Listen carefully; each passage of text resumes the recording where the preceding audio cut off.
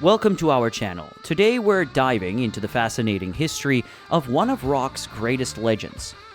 Join us as we explore the story behind Eric Clapton's 5 most important guitars, from the iconic Beano Burst to the legendary Blackie.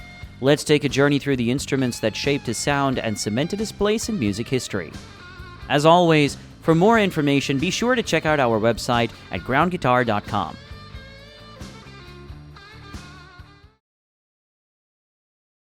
Imagine this. It's the mid-60s, and a young Eric Clapton is doing his magic on a Gibson Les Paul, carving out his place among the rock legends with John Mayall and blues breakers. His guitar of choice at the time, known as the Beano Burst, is more than just an instrument. It's an iconic piece of music history. According to most sources, most notably Andy Summers' memoir, One Train Later, Clapton bought the Beano Burst in 1965 at Lou Davis's guitar shop on Charing Cross Road in London. Summers recalls Clapton acquiring the guitar around the time they shared a stage at the Flamingo Club in Soho, London. Clapton played there multiple times, especially between April and July 1965, which helps us narrow down the date of purchase. Determining the guitar's exact year of manufacture has sparked much debate. Clapton once noted that the guitar had a slim neck, while this clue does lean towards a 1960 make. Without the serial number, it's all just educated guesswork. Also, by April 1966, when Clapton and the Blues Breakers entered Decca Studios in London to record their first album, Clapton had removed the pickup covers from the Beano Burst, revealing a black humbucker in the bridge and a white one in the neck position. Again, this configuration was common in both the 1959 and 1960 Les Paul models, adding another layer to the mystery of this.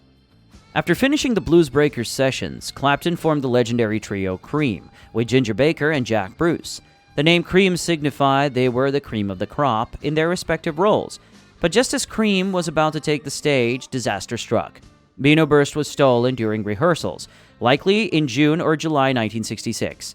Eric recounted in a Guitar World interview that those early rehearsals often took place in very sketchy locations, where theft was a real risk. This all led to Clapton having to borrow another Les Paul with a Bigsby tremolo for Cream's debut gig in July. And this was obviously the reason why we never got to see him perform with Beano Burst guitar live with Cream. Since then, the Beano Burst has remained a mystery, fueling countless theories over the years. One recent theory comes from Joe Bonamassa, who, in a 2016 interview with Guitarist magazine, claimed to know the guitar's whereabouts. Bonamassa believed it was a 1960 model in a private collection somewhere on the East Coast. Despite this intriguing lead, no new information has emerged since. Also, connecting the guitar to Clapton would be challenging without the serial number and would rely heavily on memories from over half a century ago. It's mid-1966, and Eric Clapton is facing a major dilemma. His iconic Beano Burst Les Paul has been stolen, leaving him without his main guitar just as Cream is about to take off. Desperate for a replacement that could match the magic of his lost guitar, Clapton turned to none other than Andy Summers, who would later rise to fame with the Police. Both Clapton's stolen Beano Burst and Summers' Les Paul came from the same shop on Charing Cross Road. Summers bought his first and informed Clapton about another one available at the shop. Clapton then purchased that one, which became known as the Beano Burst. After it was stolen, Clapton contacted Summers, who had switched to playing a Telecaster by that time, and asked if he would be willing to sell his Les Paul. Summers agreed, and the handover took place at Advision Studios in the West End, where Clapton was recording with Jack Bruce and Ginger Baker. However, the timeline of Cream's debut album, Fresh Cream, adds another layer of intrigue to the story. The album was recorded over several months, and unfortunately, there's little documentation about which guitar Clapton used for each session. In an interview with Guitar World, he mentioned borrowing a guitar to record the album, likely referring to the Les Paul Standard with a Bigsby tremolo. But Tony Bacon, in his book $1 Million Les Paul, In Search of the Most Valuable Guitar in the World, suggests that Clapton used the Summers Les Paul to record Spoonful and I Feel Free. The Summers Les Paul had reflector knobs, which were exclusive to the 1960 model, and dual black humbuckers, which again suggest it was from 1960, despite Andy Summers believing it to be a 1959 model. Also, Clapton removed the pickup covers, a modification he believed enhanced his sound, as he did with the Beano Burst. Lastly, the guitar lacked the poker chip or the toggle switch ring plastic piece. Despite using the Summers Les Paul extensively, Clapton felt it never truly replaced the Beano Burst. He admitted in interviews that during Cream's tenure, he never had a favorite guitar, and always felt like searching for one that matched the original Les Paul's quality. Another blow came when the guitar's headstock was damaged by 1968. There's no record of repairs, but it's likely the damage made the guitar unplayable. After that, it disappeared from public view completely. Some say it was stolen, while others speculate Clapton discarded it or gave it away due to the damage.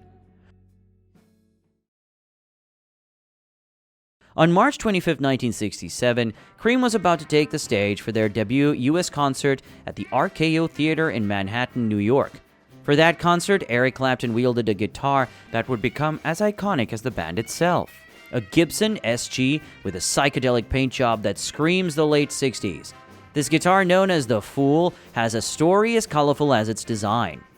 Clapton acquired this SG sometime in 1967, and by Cream's debut U.S. concert, it already featured its custom paint job, courtesy of Simon Posthuma and Marichka Koger, who later formed the design collective The Fool. Famously, these artists were also behind the design of John Lennon's Rolls-Royce. In a vintage guitar interview, Posthuma and Koger revealed that the painting process took about 2 weeks. The guitar was sanded down, primed, and then meticulously hand-painted with oil-based enamel paints. Koger crafted the design, while Posthuma brought it to life on the guitar's body, neck, and headstock. It's believed that most of Cream's seminal album, Disraeli Gears, was recorded using the Fool SG. Although Clapton was also seen with a Les Paul Custom during the sessions, determining which guitar was used on specific tracks is largely speculative.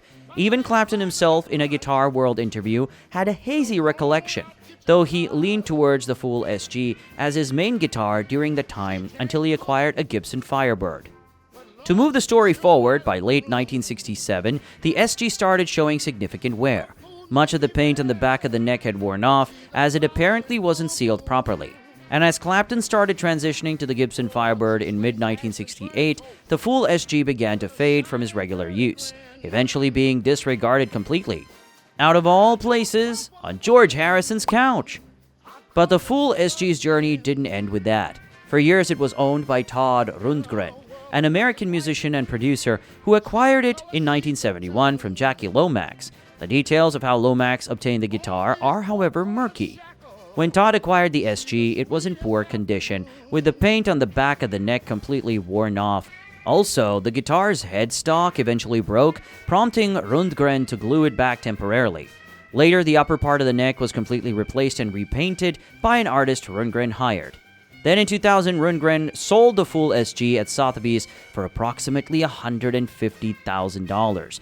The guitar changed hands again a few years later, selling to a private collector for around $500,000.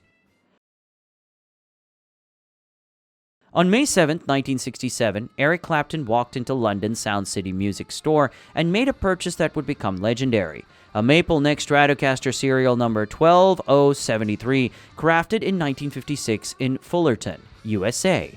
Unbeknownst to Clapton at the time, this guitar, later known as Brownie, would play a pivotal role in his musical journey and become an iconic piece of rock history. At the time Clapton bought the Strat, he was predominantly playing his Fool SG, and the new Stratocaster didn't see much action on stage until about 3 years later.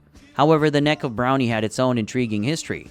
It's believed that this neck might have for a period of time been on another guitar Clapton owned, a 1962 Fender Telecaster. While this hasn't been confirmed by Clapton himself, photographic evidence and timelines suggest it's highly possible. Clapton was known for its preference for how a neck felt in his hands, so it would make sense that he would stick with a neck he liked regardless of the body it was attached to. Brownie made its first stage appearance during Clapton's tour with Delaney and Bonnie Bramlett, specifically at the Fillmore West in San Francisco in February 1970. This suggests that the guitar was likely reassembled sometime between mid and late 1969. Clapton's Telecaster was last seen with maple neck in July 1969 in Helsinki, and Brownie didn't debut until early 1970. It's however more likely that Brownie was ready for action as early as November 1969 during the initial recording sessions for Clapton's self-titled solo album at London's Olympic Studios. Although there are no photos from these sessions to confirm the guitar's presence, it's widely believed that Brownie was used extensively. Brownie was then prominently used during the formation of Derek and the Dominoes and their short August 1970 tour. The band's only studio album, Layla and Other Assorted Love Songs, was recorded from August 28th to October 2nd, 1970 at Criteria Studios in Miami, Florida. Clapton confirmed that Brownie was used throughout the album, including on the legendary title track, Layla. Following the album's release, Derek and the Dominoes embarked on a U.S. tour from mid-October to early December 1970, including a memorable performance on ABC's The Johnny Cash Show in November. Clapton then took a break from public life, only returning for George Harrison's concert for Bangladesh in August 1971, where Brownie was seen during the second show. Brownie then resurfaced during Clapton's 1975 U.S. tour, sharing the stage with another famous Stratocaster, Blackie.